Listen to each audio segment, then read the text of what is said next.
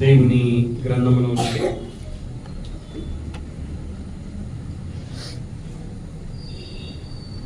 యోహాను సువార్త 15వ అధ్యాయము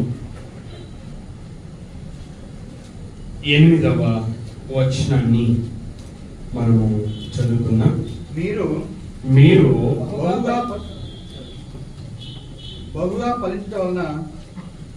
బహుగా ఫలించటం వలన నా తండ్రి మహిమపరచబడును. ఇందువలన మీరు నా శిష్యులగుదురు. తండ్రి గత ఆదివారము మనము పౌలు గారు కొరింథీయులకు రాసినటువంటి మొదటి పత్రిక 6వ అధ్యాయము 19 మరియు 20వ వచనాలలో విశ్వాసులమైనటువంటి మనము ఆయనను మహిమపరచాలి అని జ్ఞాపకము చేసుకున్నాం. పౌలు గారు కొరింథీయులకు రాసినటువంటి మొదటి పత్రిక 6వ అధ్యాయము 19 మరియు 20 వచనాలలో చెప్పినటువంటి విషయాలను మరలా మనము జ్ఞాపకము చేసుకున్నాం. మీరు మీ సొత్తు కాదు, విలువ పెట్టి కొనబడిన వారు కనుక మీ దేహముతో దేవుని మహిమపరచుడి. మనమందరం కూడా విశ్వాసులం. మనం ఎవరి సొత్తు కాదంటే మనం మన సొత్తు కాదు అట. ఎందుకు మనం మన సొత్తు కాదు అంటే మనము విలువ పెట్టి కొనబడిన వారు. ఎవరు కొన్నారు మనల్ని? చెప్పచ్చు మీరు. ఎవరు కొన్నారు మనల్ని? యేసుక్రీస్తు వారు కొన్నారు. ఏమిచ్చి కొన్నాడు? తన రక్తం ఇచ్చి కొన్నాడు. ఆయన రక్తం ఎలాంటిది? నిర్దోషమైనది, నిష్కలంకమైనది, అమూల్యమైనది. అమూల్యమైనది అంటే మూల్యము చెల్లించలేనటువంటిది. అమూల్యమైన రక్తం ఇచ్చి మనల్ని కొన్నాడు. ఎవరి కొరకు కొన్నాడు? దేవుని కొరకు కొన్నాడు అని మనం జ్ఞాపకం చేసుకున్నాం. కాబట్టి మనం మన సొత్తు కాదు. మరి ఎవరి సొత్తు? దేవుని సొత్తు. దేవుని కొరకు మనం కొనబడిన వారం గనుక దేవుడు మనకి ఏమవుతాడు? యజమాని అవుతాడు. మనం ఏమవుతాం? ఆయనకి దాసులము అవుతాం. కాబట్టి దాసులమైనటువంటి మనము యజమాని అయినటువంటి దేవుడిని ఏం చేయాలి? మహిమ పరచాలి. మలాకీ గ్రంథం 1వ అధ్యాయం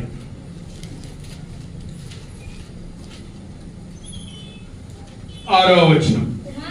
కుమారుడు తన తండ్రిని గణపరచును గదా,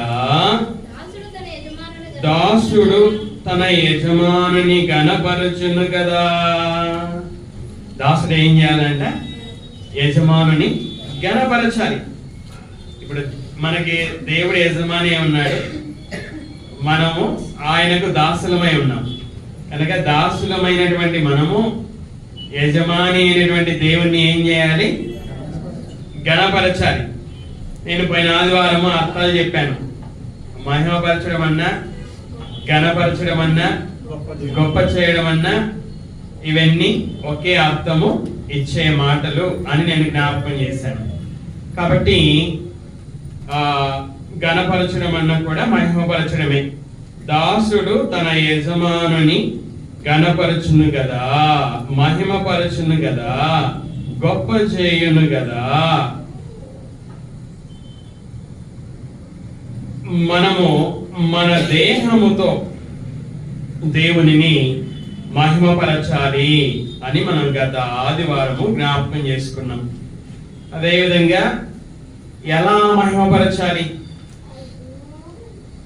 దేవుడు మనకిచ్చినటువంటి దేహముతో ఆయనని ఎలా మహిమపరచాలి అని కూడా మనము ఆలోచన చేశాం.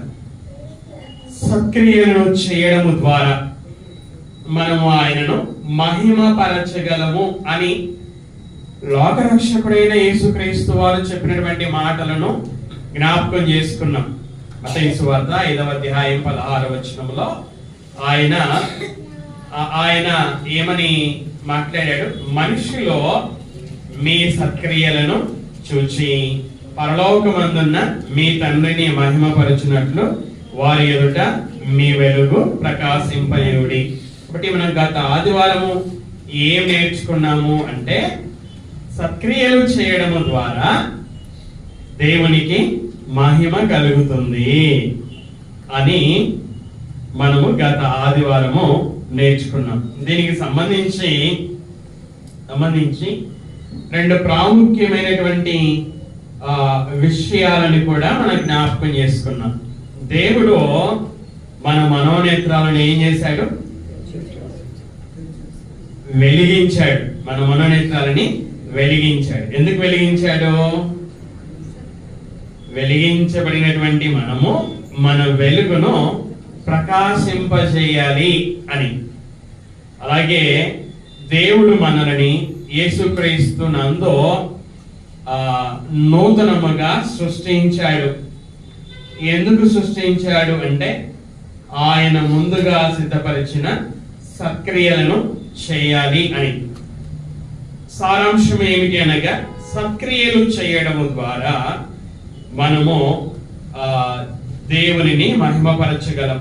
గత ఆదివారము సత్క్రియలను శక్తి కొలది చేయాలి అని మనం జ్ఞాపకం చేసుకున్నాం. ఈరోజు దేవునిని మనము ఇంకా ఏ విధంగా మహిమపరచగలమో యోహాను సువార్త 15వ అధ్యాయము 8వ వచనంను మనము చదువుకున్నాం. యోహాను సువార్త 15వ అధ్యాయము 8వ వచనం. మీరు బహుగా ఫలించుట వలన నా తండ్రి మహిమపరచబడును, ఇందువలన మీరు నా శిష్యులగుదురు. ఇక్కడ ఈ మాటలని ఎవరు చెప్తున్నారు అంటే, యేసుక్రీస్తు వారు చెప్తున్నారు. ఎవరితో చెప్తున్నారు? శిష్యులతో చెప్తా ఉన్నారు. కాబట్టి శిష్యులు ఎప్పుడైతే బహుగా ఫలిస్తారో అప్పుడు వారు దేవునిని మహిమపరుస్తారు. అంత మాత్రమే కాదు, వారు బహుగా ఫలించినప్పుడే యేసుక్రీస్తుకు శిష్యులు అవుతారు. ఇది మన జీవితాలకి మనం అన్వయించుకున్నట్లయితే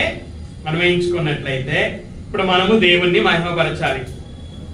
ఎలాగా మనం మహిమపరచగలము ఈ వచనము ద్వారా అంటే, మనము బహుగా ఫలించడము ద్వారా. ఫలించడం ఇంకా విశేషం ఏంటి? బహుగా ఫలించడం. ఇక్కడ విశ్వాసులమైనటువంటి మనము బహుగా ఫలించడం ద్వారా దేవునికి మహిమ కలుగుతుంది. ప్రశ్న ఏంటంటే, బహుగా ఫలించాలి అంటే మరి ఏం చేయాలి? అదే సువార్త, అదే అధ్యాయము 4వ వచనాన్ని మనం చదువుకునొచ్చు. నా యందు నిలిచి ఉండుడి, మీ యందు నేనును నిలిచి ఉందును. తీగె ద్రాక్షావళిలో నిలిచి ఉంటేనే గాని తనంతట తానే ఎలాగు ఫలింపదో, అలాగే నా యందు నిలిచి ఉంటేనే గాని మీరును ఫలింపరు. ఇక్కడ బహుగా ఫలించాలి అంటే విశ్వాసులమైనటువంటి మనం ఏం చేయాలి అనే ప్రశ్నకి యేసుక్రీస్తు వారు జవాబును చెప్పారు. మొదటి వచనములో నేను నిజమైన ద్రాక్షావల్లిని అని తనను గురించి ఆయన తెలియజేసుకున్నాడు. నా తండ్రి వ్యవసాయకుడు తండ్రి గురించి ఆయన వ్యవసాయకుడు అని తెలియజేశాడు. 2వ వచనంలో చూస్తే వ్యవసాయకుడైనటువంటి తండ్రి ద్రాక్షావల్లి అయినటువంటి యేసుక్రీస్తులో ఏ తీగ ఫలింపదో ఆ తీగని ఆయన తీసి పారవేస్తాడట. ద్రాక్షావల్లి అయినటువంటి యేసుక్రీస్తులో ఏ తీగ ఫలిస్తుందో ఆ తీగ మరి ఎక్కువగా ఫలింపవలనని దానిలోని పనికిరాని తీగలని ఆయన తీసివేస్తాడు అని యేసుక్రీస్తు వారు ఆ పైన ఉన్నటువంటి 2వ వచనాలలో తెలియజేశాడు. అలాగా మాట్లాడుకుంటూ వస్తూ 4వ వచనంలో ఇప్పుడు ఏమని చెప్పాడంటే, నా యందు నిలిచి ఉండుడి, మీ యందు నేనును నిలిచి ఉందును. ఇక్కడ యేసుక్రీస్తు వారు నేను ద్రాక్షావల్లి అని తన గురించి చెప్పుకున్నాడు. శిష్యులతో మాట్లాడుతూ మీరు తీగలు అని ఆయన తెలియజేశాడు. తీగ ద్రాక్షావల్లిలో నిలిచి ఉంటేనే అది ఫలిస్తుంది అని చెబుతూ ఆయన అంటున్నాడు, నా యందు మీరు నిలిచి ఉండుడి, నేను కూడా మీ యందు నిలిచి ఉందును. అంటే ఇక్కడ మనకి ఏమర్థమవుతుందంటే, విశ్వాసులమైనటువంటి మనము ఫలించాలి అంటే ద్రాక్షావల్లి అయినటువంటి యేసుక్రీస్తు యందు నిలిచి ఉండాలి. మనం ఇక్కడ తీగలం, విశ్వాసులమైనటువంటి మనము తీగలమైనటువంటి మనము ద్రాక్షావల్లి అయినటువంటి యేసుక్రీస్తు యందు నిలిచి ఉండాలి. నిలిచి ఉండడం అనగా అర్థం ఏమిటి? నిలిచి ఉండడం అనగా అర్థం ఏమిటో మనం చూద్దాం. చూడండి, 1వ యోహాను 3వ అధ్యాయము 24వ వచనాన్ని మనం చదువుకున్నాం. ఆయన ఆజ్ఞలను గైకొనువాడు ఆయన యందు నిలిచి ఉండును, ఆయన వాని యందు నిలిచి ఉండును, ఆయన మన యందు నిలిచి ఉన్నాడని ఆయన మనకు అనుగ్రహించిన ఆత్మ మూలముగా తెలుసుకొనుచున్నాము. నిలిచి ఉండడం అనగా అర్థం ఏమిటో ఇక్కడ యోహాను గారు రాశాడు. ఏంటంటే నిలిచి ఉండడము, ఆయన ఆజ్ఞలను గైకొనువాడు ఆయన యందు నిలిచి ఉండడం. నిలిచి ఉండడం అంటే యేసుక్రీస్తు యొక్క ఆజ్ఞలను గైకొనాలి, ఆచరించాలి, పాటించాలి. వేటిని గైకొనాలి? యేసుక్రీస్తు యొక్క ఆజ్ఞలను గైకొనాలి అంటే ఆజ్ఞలు ఏమిటో తెలియాలి. తెలిస్తేనే కదా పాటించడానికి వీలవుతుంది. ఆజ్ఞలు ఏమిటో తెలియాలి అంటే మన చేతిలో ఉన్నటువంటి బైబిల్ని మనము దివారాత్రము ధ్యానిస్తే అప్పుడు ఈ 66 పుస్తకాలలో ఉన్నటువంటి ఆజ్ఞలు ఏంటో మనకు తెలుస్తాయి. సంఘంగా మనము ఎక్కువగా కూడుకుంటే వినుట వలన ఈ 66 పుస్తకాలలో ఉన్న ఆజ్ఞలేంటో మనకు తెలుస్తాయి. ధ్యానించడము ద్వారా సంఘంగా ఎక్కువగా కూడుకొని వినుట వలన యేసుక్రీస్తు యొక్క ఆజ్ఞలేంటో మనకు తెలుస్తాయి. మనకు తెలిస్తేనే గైకొనడానికి అవకాశము ఉంటుంది. కాబట్టి ఇప్పుడు ఆ దేవుణ్ణి మహిమపరచాలి అంటే బహుగా ఫలించాలి అంటే నిలిచి ఉండాలి అంటే ఆజ్ఞలు గైకొనాలి అంటే తెలియాలి అంటే ధ్యానించాలి, వినాలి. ఇలాగ ధ్యానించి విన్నప్పుడే మనము బహుగా ఫలించడానికి వీలు అవుతుంది.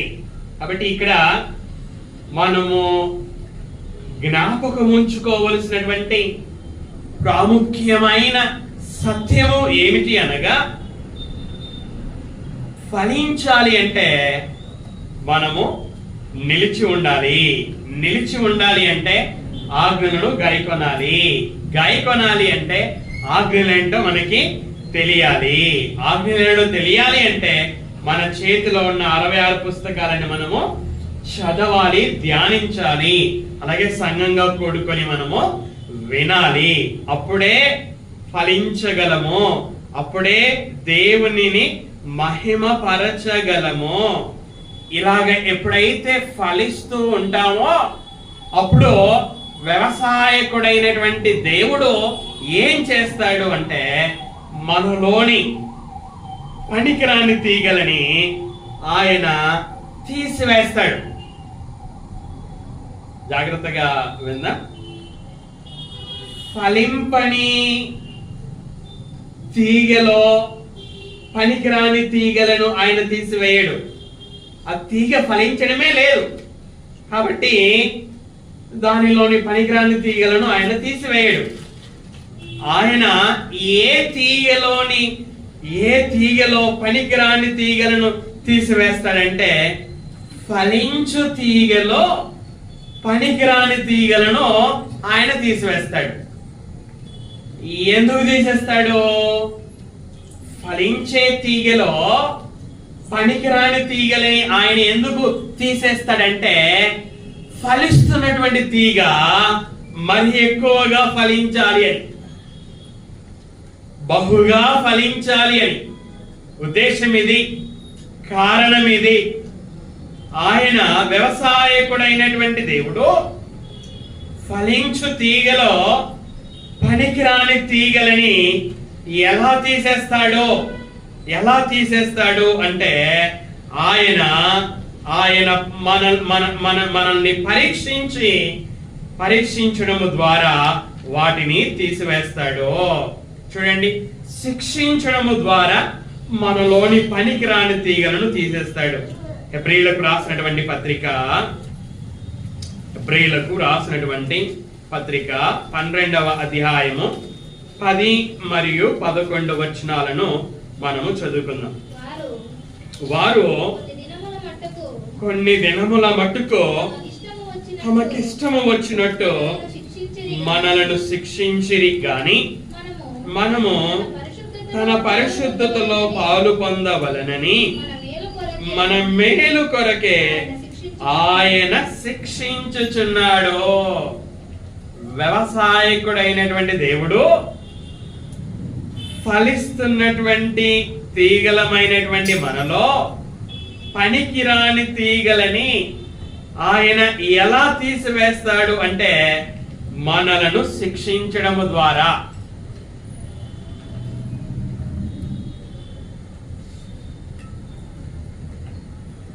శిక్షించడంలో ఉన్నటువంటి ఉద్దేశం ఏంటి? మన జీవితాలను పాడు చేయడం కాదు. ఆయన మంచి ఉద్దేశం కలిగి ఉన్నాడు. ఏంటి ఆ మంచి ఉద్దేశం అంటే విశ్వాసులమైన మనం, ఫలించు తీగలమైనటువంటి మనం తన పరిశుద్ధతలో పాలు పొందవలనని మన మేలు కొరకే శిక్షించడంలో ఉన్న ఉద్దేశము ఇది, మన మేలు కొరకే. అలాగే యాకోబు రాసినటువంటి పత్రిక 1వ అధ్యాయము 2, 3, 4 వచనాలను మనము చదువుకుందాం. నా సహోదరులారా, మీ విశ్వాసమునకు కలుగు పరీక్ష ఓర్పును పుట్టించునని ఎరిగి. ఇక్కడ యాకోబు గారు ఏమని రాశాడు? విశ్వాసులారా, మీ విశ్వాసము పరీక్షించబడుతుంది. విశ్వాసులమైన మనకి ఏమొస్తాయంట? పరీక్షలు వస్తాయి. దేవుడు మనల్ని పరీక్షిస్తాడు. పాత నిబంధనలో అబ్రహామును పరీక్షించాడు. అదే విధంగా మనల్ని కూడా పరీక్షిస్తాడు.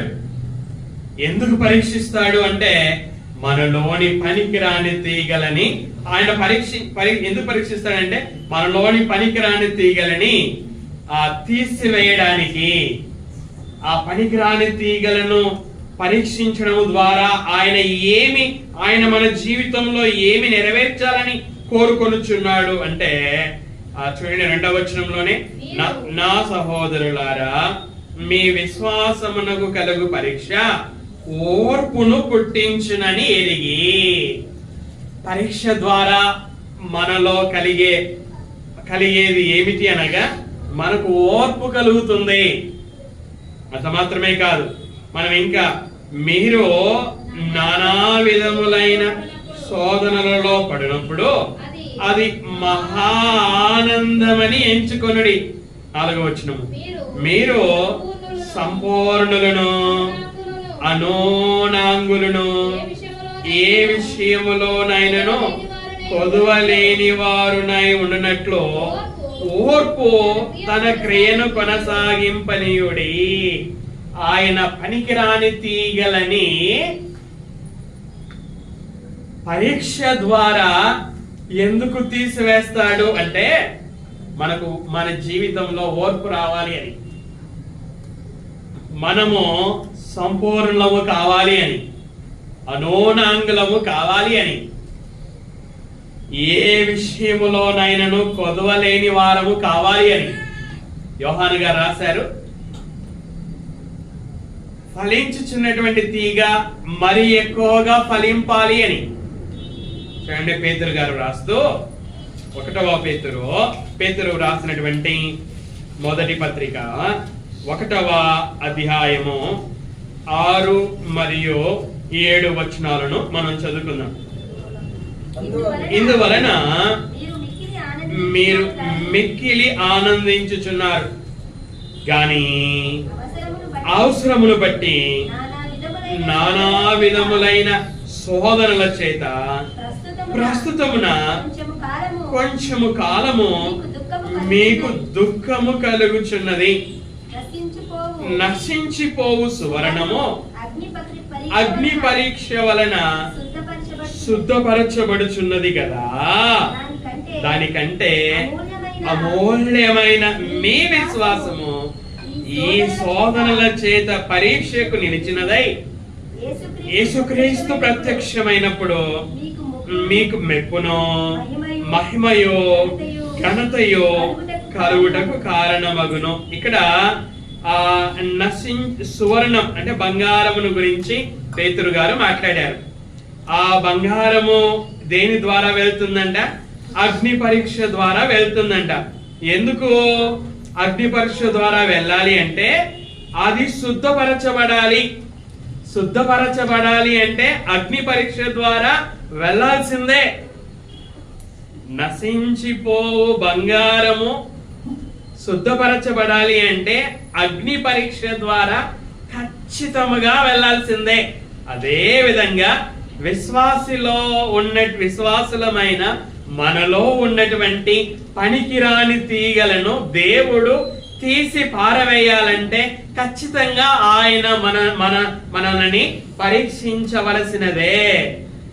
అంత మాత్రమే కాదు, శోధకుడైనటువంటి అపవాది మనలను శోధించడానికి ఆయన అనుమతి ఇవ్వవలసినదే. పాత నిబంధనలో యోసేపును శోధించడానికి దేవుడు సాతానుకు అవకాశం ఇచ్చాడు, యోబును శోధించడానికి అవకాశం ఇచ్చాడు, లోకరక్షకుడైన యేసుక్రీస్తును శోధించడానికి అవకాశం ఇచ్చాడు. అలాగే మనలను కూడా సాతాను శోధించడానికి ఆయన అవకాశము ఇస్తాడు, ఆయన పరీక్షిస్తాడు, సాతాను శోధించడానికి అనుమతి ఇస్తాడు. ఆయన ఎందుకు పరీక్షిస్తాడు? ఎందుకు సాతాను మనల్ని శోధించడానికి అనుమతిస్తాడు అంటే మనం ఫలిస్తున్నాం గనకనే. ఫలిస్తున్నప్పుడు పరీక్షలా? ఫలిస్తున్నప్పుడు సాతాను శోధించడానికి అనుమతి అంటే అవును, ఫలిస్తున్నప్పుడే. ఫలించని విశ్వాసులకి పరీక్షలుండవు, ఫలించని విశ్వాసులకి శోధనలు సాధారణ చేత అనుమతించబడవు. ఎందుకంటే వాళ్ళు అసలు ఫలించడమే లేదు కదా. మరి ఎవరికి పరీక్షలు, ఎవరికి ఎవరి జీవితాలలో సాతాను శోధనలు అనుమతించబడతాయి అంటే ఫలిస్తున్నటువంటి విశ్వాసాలలోనే. ఫలిస్తున్న విశ్వాసులకి ఎందుకు ఇవి అంటే వారిలో ఇంకా పనికిరాని తీగలున్నాయి. అప్పుడు ఏం చేయాలి? వ్యవసాయకుడైనటువంటి దేవుడు ఏం చేయాలి? వ్యవసాయకుడైన దేవుడుకున్నటువంటి ఆ ఉద్దేశం ఏంటంటే ఈ విశ్వాసి ఫలిస్తున్నాడు, అయితే ఈ విశ్వాసి మరి ఎక్కువగా ఫలించాలి, బహుగా ఫలించాలి, అప్పుడే నాకు మహిమ కలుగుతుంది. కాబట్టి ఫలిస్తున్న విశ్వాసి మరి ఎక్కువగా ఫలించడం కోసము, మరి ఎక్కువగా ఫలించకుండా ఆటంకంగా ఉన్నటువంటి పనికిరాని తీగలను నేనేం చేయాలి? తీసివేయాలి. ఎలా తీసివేయాలి? పరీక్షించడము ద్వారా. ఎలా తీసివేయాలి? సాతాను శోధించేటట్లు అనుమతించడము ద్వారా. ఈ యొక్క మంచి ఉద్దేశముతోనే దేవుడు పరీక్షిస్తూ సాతాను శోధనను అనుమతిస్తూ ఉంటున్నాడు. ఇక్కడ పేతురు రాస్తూ ఏమంటున్నాడు?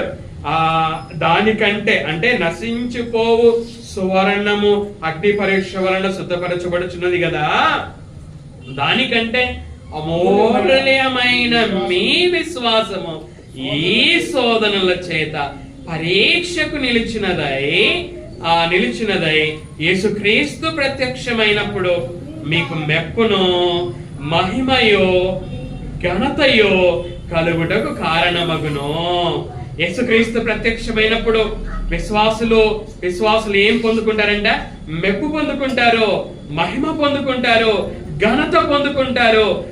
ఇవి పొందుకోవాలి అంటే విశ్వాసులు ఖచ్చితంగా పరీక్షల ద్వారా వెళ్ళవలసినదే. ఇక్కడ యోహాను సువార్త 15వ అధ్యాయం 8వ వచనం ముఖ్యాంశం ఏమిటి అనగా, మనం మన దేహముతో దేవునిని ఎలాగ మహిమపరచగలము. పైన ఆదివారం నేర్చుకున్నాం. సక్రియలని శక్తి కొలది చేయడము ద్వారా దేవునిని మహిమపరచగలం. ఈ రోజు నేర్చుకొనుచున్నాం, మనము బహుగా ఫలించడము ద్వారా దేవునికి మహిమ కలుగుతుంది. మనం బహుగా ఫలించాలి అంటే ఇంతవరకు జ్ఞాపకం చేసుకున్నాం కదా, మనము ద్రాక్షావల్లి అయినటువంటి యేసుక్రీస్తులో మనము నిలిచి ఉండాలి. తీగలం మనం. మన రక్షకుడైన యేసుక్రీస్తు వారి ద్రాక్షావల్లి అయినటువంటి ఆయనలో తీగలమైనటువంటి మనం నిలిచి ఉండాలి.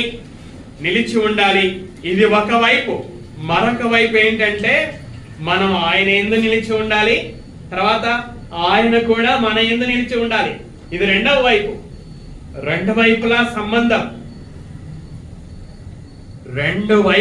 సంబంధం. మనం ఆయన యందు నిలిచి ఉండాలి, ఆయన మన యందు నిలిచి ఉండాలి. ఇలాగా మనం ఆయన యందు నిలిచి ఆయన మన యందు నిలిస్తే మనము ఫలిస్తాము. నిలిచి ఉండడం అంటే ఏంటో నేను మీకు తెలియజేశాను. నిలిచి ఉండడం అనగా ఆయన ఆజ్ఞలను గైకొనడం. ఆయన ఆజ్ఞలను గైకొనాలంటే ఆయన ఆజ్ఞలు ఏంటో తెలియాలి అంటే ఏం చేయాలి? 66 పుస్తకాలని చదవాలి. చదివితే తెలుస్తుంది, వింటే తెలుస్తుంది, తెలిస్తేనే గాయకొనడమే నిలిచి ఉండడం. నిలిచి ఉంటేనే ఫలిస్తాం. ఫలిస్తున్నప్పుడే దేవుడు పనికిరాని తీగలని తీసేస్తాడు. ఆయన ఆ పనికిరాని తీగలను తీసేసినప్పుడే మనం బహుగా ఫలిస్తాం. మనం బహుగా ఫలిస్తేనే ఏమవుతాం? దేవునిని మహిమ పరుస్తాము. కాబట్టి మనకేమర్థమవుతుందంటే మన చేతిలో ఉన్నటువంటి బైబిల్ని మనము దివారాత్రము ధ్యానిస్తేనే వెంటనే చివరికి దేవునికి మహిమ అనేది కలుగుతుంది. చూడండి, యోహాను సువార్త 15వ అధ్యాయము 5వ వచనం. 15వ అధ్యాయము 5వ వచనం. ద్రాక్షావల్లిని నేను, తీగలు మీరు. ఎవడు నా యందు నిలిచి ఉండునో నేను ఎవని యందు నిలిచి ఉందునో వాడు బహుగా ఫలించును. తర్వాత నాకు వేరుగా ఉండి మీరేమియో చేయలేరు. యేసుక్రీస్తు వారి శిష్యులతో ఏమని మాట్లాడుతున్నారు? శిష్యులారా, నాకు వేరుగా ఉండి మీరు ఏమియో చేయలేరు. అంటే తీగలైనటువంటి శిష్యులో ద్రాక్షావల్లి అయినటువంటి యేసుక్రీస్తుకు వేరుగా ఉన్నట్లయితే వారు ఏమీ చేయలేరు. అంటే దాని అర్థం ఏంటి? వారు ఆ తీగలైనటువంటి శిష్యులు ద్రాక్షావల్లి అయినటువంటి యేసుక్రీస్తులో నిలిచి ఉండలేదు కనుక వారు ఫలింపరు. ఫలింపకపోతే దేవునికి మహిమ కలగదు. దీనిని మనం మన జీవితాలకు అన్వయించుకున్నట్లయితే మనం ఏమై ఉన్నాం? మనము తీగలమై ఉన్నాం. రక్షకుడైన యేసుక్రీస్తు వారు ఏమై ఉన్నారు? ఆయన ద్రాక్షావల్లి ఉన్నాడు. ద్రాక్షావల్లి ఉన్నాడు. తీగలమైనటువంటి మనము ద్రాక్షావల్లి అయినటువంటి యేసుక్రీస్తుతో సంబంధము లేకుండా, అంటే ఆయనలో నిలిచి ఉండకుండా ఆయనకు వేరుగా ఉంటే మనం ఏమీ కూడా చేయలేము. దాని అర్థం ఏంటంటే మనం ఆయనలో నిలిచి ఉండకపోతే, నేను ఇంతసేపే చెప్పాను, నిలిచి ఉండడం అంటే ఆయన ఆజ్ఞలను గైకొనడం. ఇప్పుడు మనం ఆయన ఆజ్ఞలను గైకొనడం లేదనుకోండి,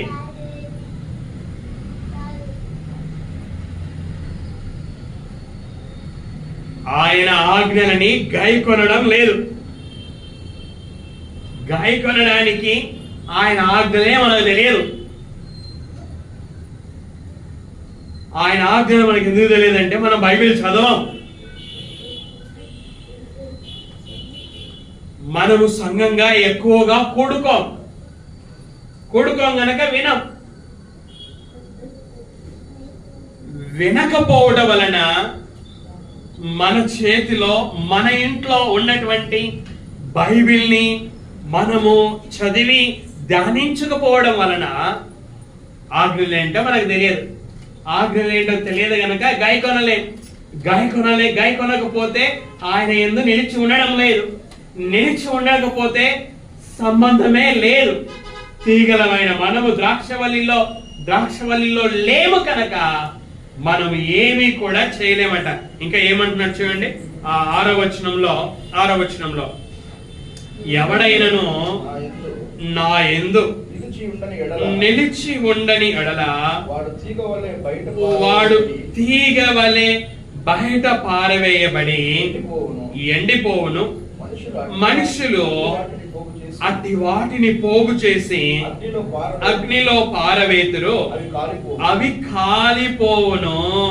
ఎవడైనను నా యందు నిలిచి ఉండని ఎడల, ఏ విశ్వాసి అయితే దేవుని మాటలను ధ్యానించకుండా ఉంటున్నాడో, వినకుండా ఉంటున్నాడో, ఆ విధంగా ఆయన యందు నిలిచి ఉండకుండా ఉంటున్నాడో, ఆ విశ్వాసి యొక్క పరిస్థితి ఎలా ఉంటదంట? వాడు తీగ వలె బయట పారవేయబడి ఎండిపోవును. ఎండిపోయినటువంటి జీవితం, ఆత్మ సంబంధంగా ఎండిపోయిన జీవితం, ఆత్మ సంబంధంగా ఆరోగ్యంగా లేని జీవితం, ఆత్మ సంబంధంగా బలహీనమైన జీవితం, ఆత్మ సంబంధంగా నిద్రిస్తున్నటువంటి జీవితం. చూడండి, పౌలు గారు ప్రభువు రాత్రి భోజనం గురించి మాట్లాడుతూ 11వ అధ్యాయము 30వ వచనంలో ఈ విధంగా రాశాడు. ఇందువలననే 29వ వచనాన్ని చదువుకుందాం. 29వ వచనం, ప్రభు శరీరమని వివేచింపక తిని త్రాగువాడు తనకు శిక్షావిధి కలుగుటకే తిని త్రాగుచున్నాడు. ఇందువలననే అంటే ప్రభువు శరీరం అని వివేచింపక రొట్టె తిని ద్రాక్షరసం త్రాగు విశ్వాసి విశ్వాసి అలా చేయడం వలన మీలో అనేకులు బలహీనులను రోగులునై ఉన్నారు, చాలా మంది నిద్రించుచున్నారు. ఇక్కడ ప్రాముఖ్యమైనటువంటి మాటలు 3 మాటలు ఉన్నాయి. ఏమిటి? ఒకటి బలహీనులు, రెండవది రోగులు, మూడవది నిద్రించుచున్నారు. ఇవన్నీ శరీర సంబంధంగా కాదు, శరీర సంబంధమైన బలహీనత గురించి కాదు, శరీర సంబంధమైన రోగం గురించి కాదు, శరీర సంబంధమైన నిద్ర గురించి కాదు. ఇక్కడ పౌలు గారు మాట్లాడుతున్నది ఇవన్నీ కూడా ఆత్మ సంబంధమైనటువంటి వాటిని గురించి మాట్లాడుతున్నాడు. అంటే ఆత్మ సంబంధంగా బలహీనులు, రోగులు, ఆత్మ సంబంధంగా నిద్రించుచున్నారు. ఏ విశ్వాసి అయితే ద్రాక్షావల్లి అయినటువంటి యేసుక్రీస్తులో నిలిచి ఉండకుండా, అంటే ఆయనతో సంబంధం లేకుండా, అనగా ఆయన ఆజ్ఞలు ఏంటో తెలుసుకోకుండా, పాటించకుండా జీవిస్తూ ఉన్నట్లయితే ఆ విశ్వాసి ఆత్మ సంబంధంగా ఎలాగ జీవిస్తాడు? బలహీనంగా జీవిస్తాడు, ఆత్మ సంబంధమైన రోగంతో జీవిస్తాడు, ఆత్మ సంబంధమైన నిద్రతో జీవిస్తాడు. ఇక్కడ 7వ వచనంలో 6వ వచనంలో తీగ వలె బయట పారవేయబడి ఎండిపోవును, మనుషులు అట్టి వాటిని పోగు చేసి అగ్నిలో పారవేతురు, అవి కాలిపోవును. 2వ వచనంలో కూడా చూడండి, 2వ వచనంలో వ్యవసాయకుడైనటువంటి దేవుడు ఫలింపని ప్రతి తీగను ఏం చేస్తాడంట? నాలో ఫలింపని ప్రతి తీగను ఆయన తీసి పారవేయును. ఫలించకపోతే దాని యొక్క ఫలితం ఏమిటి అనగా దేవుడు తీసి పారవేస్తాడు. చూడండి, మత్తయి సువార్త 15వ అధ్యాయము, మత్తయి సువార్త 7వ అధ్యాయము, మత్తయి సువార్త 7వ అధ్యాయము 19 మరియు 20 వచనాలని మనము చదువుకుందాం. మంచి ఫలములు ఫలింపని ప్రతి చెట్టు నరకబడి అగ్నిలో వేయబడును. కాబట్టి మీరు వారి ఫలముల వలన వారిని తెలుసుకొందురు. ఇక్కడ ఎవరు మాట్లాడుతున్నారు? ఈ మాటలనగా యేసుక్రీస్తు వారు మాట్లాడుతున్నారు. ఎవరితో మాట్లాడుతున్నాడంటే తన శిష్యులతో మాట్లాడుతున్నాడు. అదే విధంగా బహుజన సమూహముతో మాట్లాడుతూ ఉన్నాడు. ఎవరి గురించి మాట్లాడుతున్నాడు అనగా అబద్ధ ప్రవక్తలను గురించి మాట్లాడుతున్నాడు. అబద్ధ ప్రవక్తలను గురించి ఏమని మాట్లాడుతున్నాడు? మంచి ఫలములు ఫలింపని ప్రతి చెట్టు ఏమవుతుందంట? నరకబడి అగ్నిలో వేయబడును.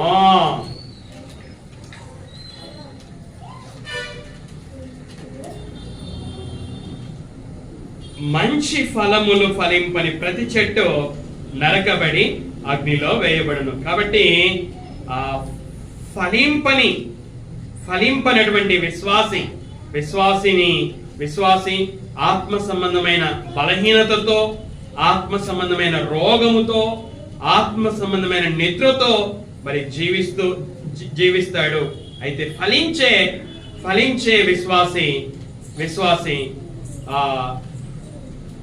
దేవునిని మహిమ పరుస్తాడు. కాబట్టి ఈ సమయంలో మనము నేర్చుకోవలసినటువంటి పాఠాలు ఏమిటి అనగా, మనము దేవునిని మహిమపరచాలి. ఆయనను మహిమపరచాలి అంటే మనము ఖచ్చితంగా ఏమవ్వాలి? ఫలించాలి అంటే ఖచ్చితముగా నిలిచి ఉండాలి. యేసుక్రీస్తులో నిలిచి ఉండాలి అంటే దాని అర్థము ఖచ్చితంగా మనము దేవుని మాటలను చదవాలి, అదే విధంగా పాటించాలి. చూడండి 3వ వచనం చూడండి. 3వ వచనం 15వ యోహాను సువార్త 15వ అధ్యాయము 3వ వచనం. నేను మీతో చెప్పిన మాటను బట్టి మీరిప్పుడు పవిత్రులై ఉన్నారు. ఇక్కడ యేసుక్రీస్తు వారు తన శిష్యులతో మాట్లాడుతూ, నేను మీతో చెప్పిన మాటను బట్టి మీరిప్పుడు పవిత్రులై ఉన్నారు. అంటే శిష్యులని ఏది పవిత్రులుగా చేసింది అనగా యేసుక్రీస్తు చెప్పినటువంటి మాట. దేవుని మాటల యొక్క ప్రాముఖ్యతను మనము గమనించవలసినటువంటి వారమై ఉన్నాం. ఇక్కడ యేసుక్రీస్తు చెప్పినటువంటి మాట ఆ శిష్యులని పవిత్రపరిచింది. అలాగే ఆయన మాటలు మన యందు నిలిచి ఉండి అలాగే ఆ మాటల ప్రకారంగా మనం నడుచుకుంటే అప్పుడే మనం బహుగా ఫలిస్తాం. చూడండి, ఇంకొక వాక్యాన్ని మనం చూద్దాం. యోహాను రాసినటువంటి మొదటి పత్రిక 3వ అధ్యాయము 22వ వచనాన్ని మనము చదువుకుందాం. మరియు మనం ఆయన ఆజ్ఞలను గైకొనొచ్చు, ఆయన దృష్టికి ఇష్టమైనవి చేయుచున్నాము గనుక మనమేమి అడిగినను అది ఆయన వలన మనకు దొరుకును.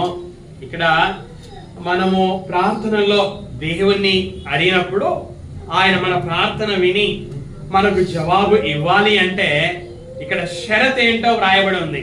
ఏంటంటే షరతు, మనము ఆయన ఆజ్ఞలను గైకొనాలి. నిలిచి ఉండడం అన్నది కూడా ఏంటి? ఆయన ఆజ్ఞలని గైకొనడమే. అలాగే ఇక్కడ ఆయన ఆజ్ఞలను గైకొంటేనే మనం చేసే ప్రార్థన ఆయన వింటాడంట. మనం ప్రతిరోజు చేసే ప్రార్థన, మనం చేసే ఉపవాస ప్రార్థన, మనం చేసే కన్నీటి ప్రార్థన, మనం ఏ విధమైన ప్రార్థన చేసినా ఆయన వినాలి అంటే మనము ఏ విధమైన ప్రార్థన చేసినా, అది కొంతసేపు చేసినా చాలాసేపు చేసినా, మన ప్రార్థన ఆయన వినాలి అంటే మన జీవితం ఎలా ఉండాలంట? ఆయన ఆజ్ఞలని గైకొనాలి, ఆయన దృష్టికి ఇష్టమైనవి చేయాలి. అప్పుడే మన ప్రార్థన దేవుని సన్నిధికి జ్ఞాపకార్థకంగా చేరుతుంది.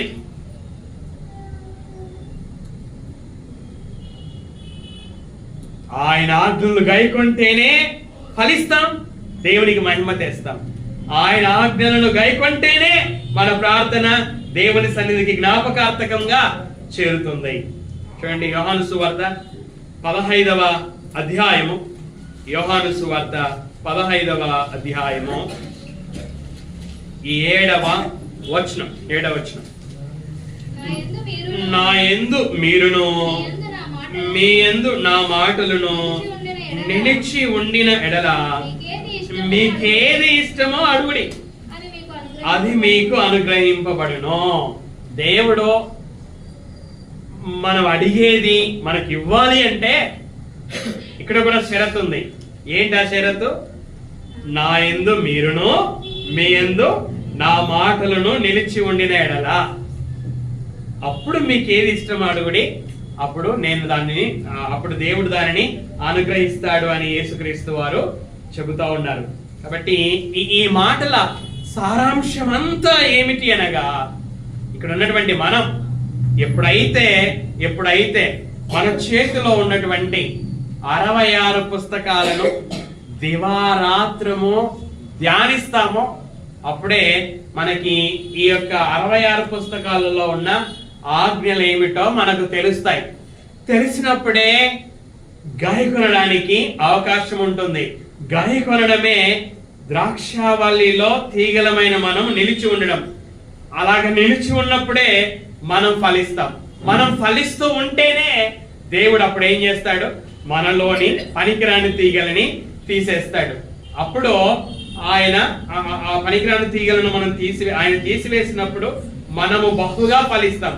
బహుగా ఫలించినప్పుడు దేవునికి మహిమ కలుగుతుంది.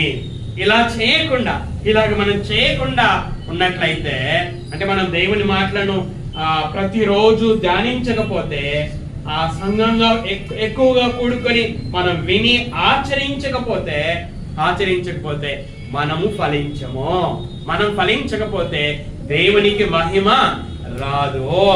అంటే దేవుడు మనల్ని ఎందుకోసమైతే తన కుమారుడైన యేసుక్రీస్తు రక్తము ద్వారా కొన్నాడో ఆ ఉద్దేశము నెరవేర్చబడదు. దేవుడు మనల్ని ఆయన మహిమ కొరకు చేసుకున్నాడు. అయితే మనం ఫలించకపోతే ఆయన ఎందుకోసమైతే చేసుకున్నాడో ఆ ఉద్దేశము నెరవేర్చబడదు. కాబట్టి మనం పవిత్రులము కావడానికి కారణము దేవుని మాటలే, అలాగే బహుగా ఫలించడానికి కారణము దేవుని మాటలే. మనందరం తెలుసు కదా, యవనస్తులు దేని చేత తమ నడత శుద్ధిపరుచుకొందురు అనేది ప్రశ్న. దానికి జవాబు ఏంటి? నీ వాక్యములు బట్టి దానిని జాగ్రత్తగా చూచుకొనుట చేతనే కదా. నీ వాక్యమును బట్టే యవనస్థలమైన మన నడత శుద్ధి చేయబడుతుంది. వాక్యాన్ని జాగ్రత్తగా చూచుకొనుట చేతనే నడత శుద్ధి చేయబడుతుంది. వాక్యాన్ని జాగ్రత్తగా చూచుకొనకపోతే నడత శుద్ధి చేయబడదు. 11వ వచనంలో 19వ కీర్తన 11వ వచనంలో వ్రాయబడిన మాట ఏంటంటే, దేవా నీ ఎదుట నేను పాపము చేయకుండానట్లు నా హృదయములో నీ వాక్యము ఉంచుకొని ఉన్నాను. కీర్తనాకారుడికి ఒక మంచి కోరిక ఉంది. ఏంటి ఆ కోరిక? నేను దేవుని ఎదుట పాపం చేయకూడదు. ఎంత మంచి కోరిక కదా. దేవుని ఎదుట నేను పాపము చేయకూడదు. మరి పాపము చేయకుండా ఉండడానికి ఏం చేశాడు అంటే, తన హృదయంలో ఏం ఉంచుకున్నాడు? తన హృదయంలో దేవుని వాక్యమును ఉంచుకున్నాడు. అంటే పాపము చేయకుండా ఉండాలి అంటే మన హృదయంలో ఏం ఉంచుకోవాలి? వాక్యము ఉంచుకోవాలి. వాక్యాన్ని ఎలా ఉంచుకోగలం? హృదయంలో వాక్యాన్ని ఎలా ఉంచుకోగలం? పౌలు గారు రాస్తారు, సమస్త విధములైన జ్ఞానముతో క్రీస్తు వాక్యము విశ్వాసులైనటువంటి మీలో సమృద్ధిగా నివసింపనీయుడి అని రాశాడు. ఎలా నివసింపాలంట? వాక్యము సమృద్ధిగా నివసింపాలి అట. హృదయములో దేవుని వాక్యము బైబిల్ ఉండడం ద్వారా కాదు, బైబిల్ను తీసి ధ్యానించడం ద్వారా, సంఘంగా కూడుకొని వినకుండా ఉండడం ద్వారా కాదు, సంఘంగా కూడుకొని జాగ్రత్తగా వినడం ద్వారా, ధ్యానించడము ద్వారా, వినడము ద్వారా వాక్యము హృదయములో నివసిస్తుంది. అలా నివసించడము ద్వారా, నివసిస్తున్న వాక్యాన్ని ఆచరించడము ద్వారా పాపము చేయకుండా ఉండగలం.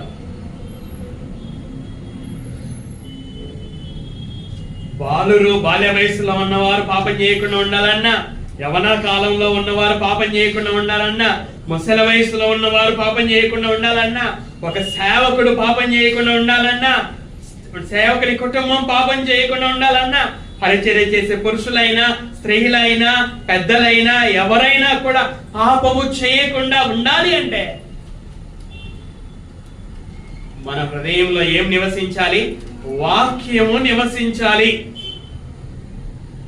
సామెతల గ్రంథంలో, నా కుమారుడా నా మాటలు నీ హృదయంలో ఉండాలి, నా మాటలు నీ హృదయం గట్టిగా పట్టుకోవాలి అని సామెతల గ్రంథంలో వ్రాయబడడాన్ని మనం చూస్తాం.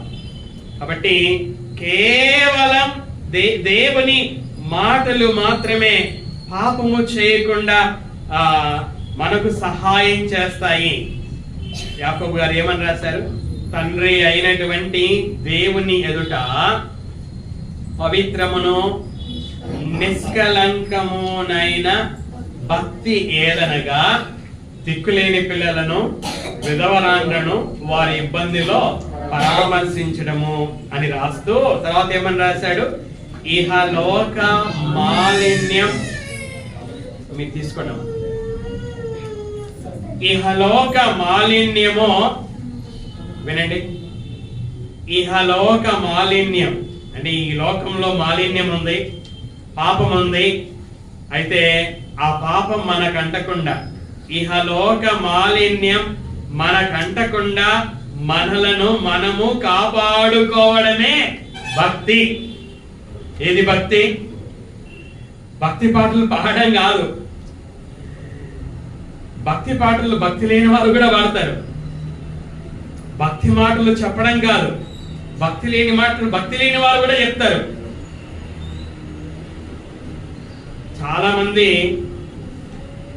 చాలా మంది మాటలు కోటలు దాటుతూ ఉంటాయి, కానీ వారి క్రియలలో భక్తి కనపడదు.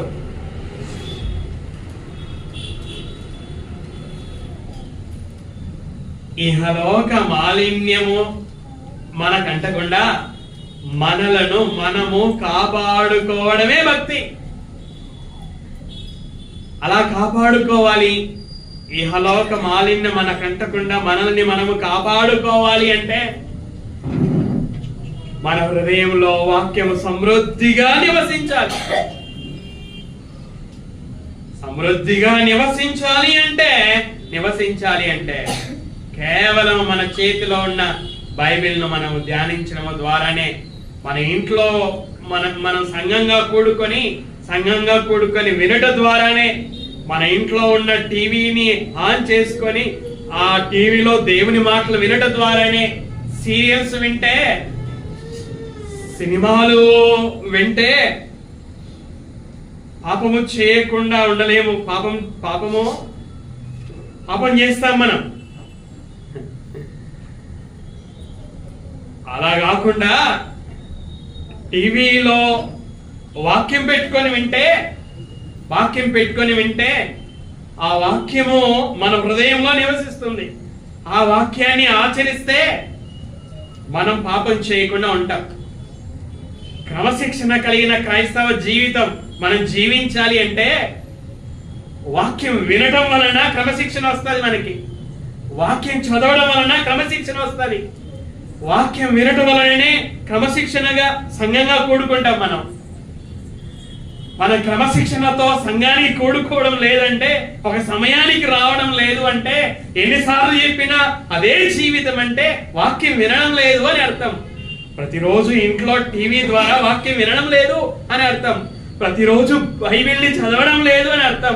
చదివినా వింటున్నా ఆచరించడం లేదు అని అర్థం.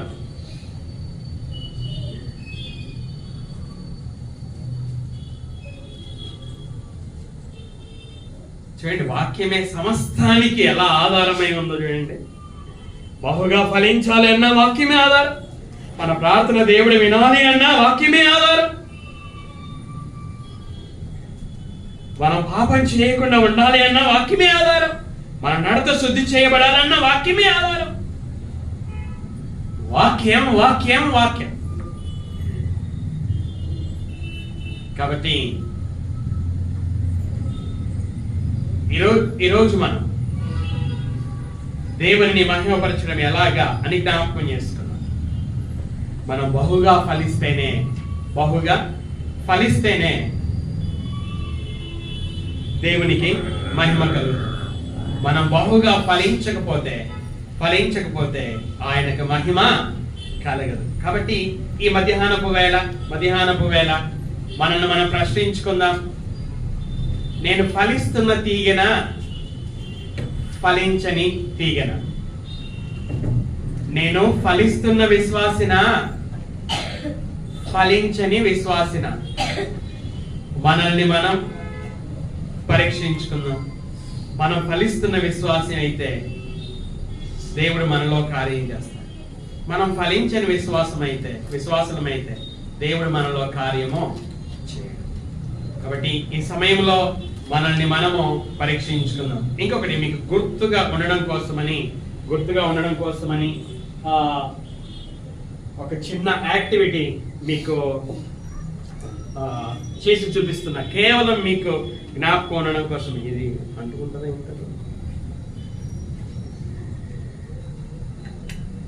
ఓకే,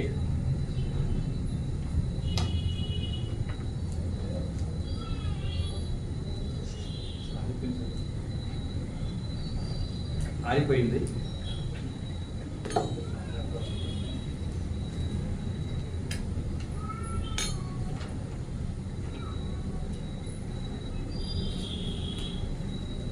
ఓకే, ఇట్లా మన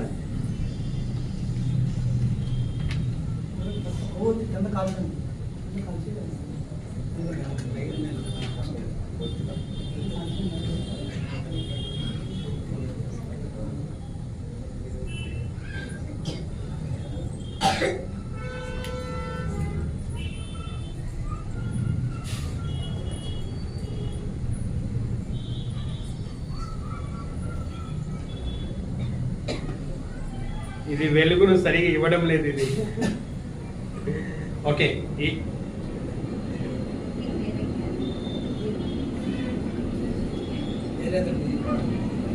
మరి ఏదేమైనా దీన్ని ఎవరు వెలిగించారు? నేను వెలిగించాను. ఎందుకు వెలిగించాను? ఎందుకు వెలిగించాను అంటే, ఇప్పుడంటే వెలుగు ఉందిలేండి, చీకటిలో ఉన్న మీకు ఇది వెలుగు ఇవ్వాలని. ఇది ప్రకాశిస్తా ఉంది, ఇప్పుడు ఇందాక ప్రకాశించలేదు, ఇప్పుడు ప్రకాశిస్తా ఉంది. నేను మళ్ళా జ్ఞాపకం చేస్తున్నాను, ఈ దీపాన్ని నేను వెలిగించాను. ఎందుకు వెలిగించాను అంటే, చీకటిలో ఉన్న మీకు ఇది వెలుగు ఇవ్వాలని. అదేవిధంగా దేవుడు మనల్ని ఏం చేశాడు? మన మనోనేత్రాలను ఏం చేశాడు? ఆయన వెలిగించాడు. వెలిగించాడా లేదా? వెలిగించాడు. ఎందుకు వెలిగించాడు? మనము ఇది ఏ విధంగా చీకటిలో ఉన్న ప్రజలకు వెలిగిస్తుందో, అలాగే మనం కూడా పాపం అనే చీకటిలో ఉన్న ప్రజలకి మనము చేసే సత్క్రియల ద్వారా వెలుగును ఇవ్వాలి అని. కాబట్టి ఇది మీకు జ్ఞాపకం ఉండాలని ఇలా వెలిగించాడు. దేవుడు మన మనోనేత్రాలను వెలిగించింది మనం వెలుగుగా ఉండడానికి, మన వెలుగును ప్రకాశింపజేయడానికి. సత్క్రియల ద్వారా మనం మన వెలుగును ప్రకాశింపజేయడానికి. కాబట్టి మీరు ఈ యాక్టివిటీ ద్వారా అయినా మీరు జ్ఞాపకం ఉంచుకొని, దేవుడు నా మనోనేత్రాలను వెలిగించింది పాపం అనే చీకటిలో ఉన్న ప్రజలని వెలిగించడానికి అని మీరు జ్ఞాపకం ఉంచుకోవాలి అని.